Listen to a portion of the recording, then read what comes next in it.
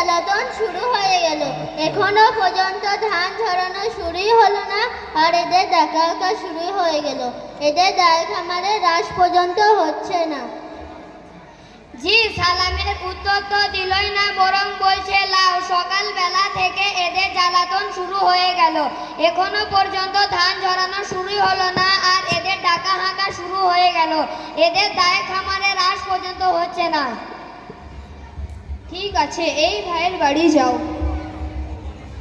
আসসালামু আলাইকুম ওয়া রাহমাতুল্লাহি ওয়া বারাকাতুহু। ভাইজান, বর্ধমান মাদ্রাসা থেকে আদায়ে এসেছি। কোথাকার মাদ্রাসা? বর্ধমান জেলার একটি মাদ্রাসা। এলাকার মাদ্রাসায় সব দেওয়া হয়ে গেছে। এসব মৌলবীদের সিজন ব্যবসা। বাড়িতে ধান আসতে না আসতেই বাড়িতে মৌলবী ফকিরদের লাইন। এরা জানে না একটি ধানের দানা আনতে কত টাকা খরচ হয়। ট্রাক্টরের খরচ, সারের খরচ, মুনিশের খরচ ইত্যাদি। মনে হচ্ছে দুই মুখ সমান। এবার মৌলবীদেরকে দিতে হলে ঘর থেকে দিতে হবে। জি, সালামের উত্তর তো দিলই না, বরং উল্টা পাল্টা বকছে। ঠিক আছে, এই ভাইয়ের বাড়ি যাও। আসসালামু আলাইকুম ওয়া রাহমাতুল্লাহি ওয়া বারাকাতুহু। ভাই, মাদ্রাসা থেকে আদায়ে এসেছি। আর মৌলবীদের জ্বালা কবে যে শেষ হবে? ধানের সিজনে তো আসে, আবার রোজাতেও শুরু করেছে। রোজার সময় বলছে ঘরের বিবিদের সোনার উপর জিনিসের যা দাম হবে তা থেকে 2.5% টাকা লাগবে। তারপর ব্যবসার মালেও তাই। এদের জন্য মনে হচ্ছে সব কিছু ছেড়ে দিয়ে জঙ্গলে বাস করতে হবে। লাও এসেছো যখন, এক থালা ধান নিয়ে যাও। আসসালামু আলাইকুম ওয়া রাহমাতুল্লাহি ওয়া বারাকাতুহু। ওয়ালাইকুম আসসালাম ওয়া রাহমাতুল্লাহি ওয়া বারাকাতুহু। জি, সালামের উত্তর তো দিলই না, বরং উল্টা পাল্টা বকছে। কি বলছে বাবু? আর মৌলবীদের জ্বালা কবে যে শেষ হবে? ধানের সিজনে তো আসেই, আবার রোজাতেও শুরু করেছে। রোজার সময় বলছে ঘরের বিবিদের সোনার উপর জিনিসের যা দাম হবে তা থেকে 2.5% টাকা লাগবে। তারপর ব্যবসার মালেও তাই। আর কি জ্বালার কথা শোনাবো?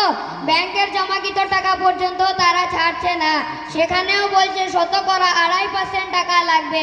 এদের জন্য মনে হচ্ছে সব কিছু ছেড়ে দিয়ে জঙ্গলে বাস করতে হবে। লাও এসেছো যখন, এক থালা ধান নিয়ে যাও।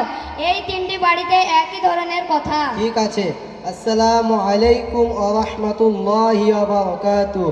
ওয়ালাইকুম আসসালাম ওয়া রাহমাতুল্লাহি ওয়া বারাকাতুহু। ভাই সাকিব, ভাই আনাস, ভাই রিয়াজ, আপনাদের ব্যবহারের সব কথাই শুনলাম। তবে শুনুন ভাই, আমাদেরকে আল্লাহ তাআলা জমি জায়গার প্রতিনিধি করেছেন। যেমন আপনারা এখন মালিক হয়েছেন, আপনাদের পূর্বে আপনাদের বাবা, দাদা, পাল দাদা, শাখা দাদা, লাকা দাদা ইত্যাদি মালিক ছিলেন। অনুরূপভাবে আপনাদের পর সন্তান, তারপর পুতা, শাখার পুতা, লাকার পুতা ইত্যাদি মালিক হবেন। আল্লাহ তাআলা কুরআনে বলেন, সূরা ওয়াকিয়া আয়াত নাম্বার 64, আআনতুম তাজরাউনাহু আম নাহনুজ জারিউন। অর্থ, তোমরা চাষ করো না, আমি চাষ করি। আল্লাহ তাআলা সূরা বাকারায় বলেন, আয়াত নাম্বার 261-তে বলেন, আমি একটা দানা থেকে 700 বা তার থেকে বেশি দানা দিই। আল্লাহ তাআলা কুরআনে আরও বলেন, সূরা আনআম আয়াত নাম্বার 141, ওয়া আতু হাক্কাহু ইয়াওমা হাসাদিহি। অর্থ, দিয়ে দাও তাদের হক যেদিন তোমরা ফসল ঝাড়বে। পরিমাণের কথা হাদিসের ব্যাখ্যায় রয়েছে যে যদি ফসল আকাশের পানির দ্বারাই উৎপন্ন তাহলে 10 ভাগের 1 ভাগ ওষুধ লাগবে, আর যদি কেনা পানির দ্বারাই উৎপন্ন তাহলে 20 ভাগের 1 ভাগ ওষুধ লাগবে। অতএব এটা তাদেরই হক এবং এটা মালিকের খাওয়া হারাম।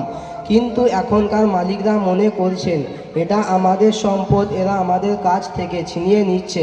একইভাবে জাকাতেরও হুকুম। মোট কথা হলো আপনাদের মালের সাথে দরিদ্রদের একটা অংশ রয়েছে। ভাইজান, আমরাও আপনাদের মতোই জমির মালিক। আমরা নিজেদের স্বার্থে আপনাদের কাছে আসিনি, বরং আমরা আল্লাহ তাআলার দ্বীনকে বাকি রাখার জন্য আপনাদের কাছে এসেছি। নবী সাল্লাল্লাহু আলাইহি ওয়াসাল্লাম সাহাবায়ে কেরাম রাদিয়াল্লাহু আনহুমদেরকে যাকাত আদায় করতে পাঠিয়েছিলেন।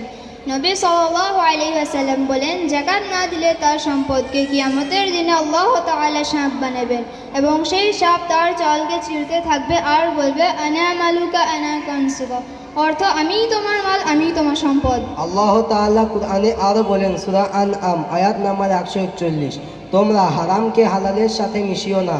অতএব আমরা যেদিন ধান ঝাড়ব সেদিন আমরা আলাদা বস্তায় হিসাব করে তাদের অংশ দিয়ে দেব।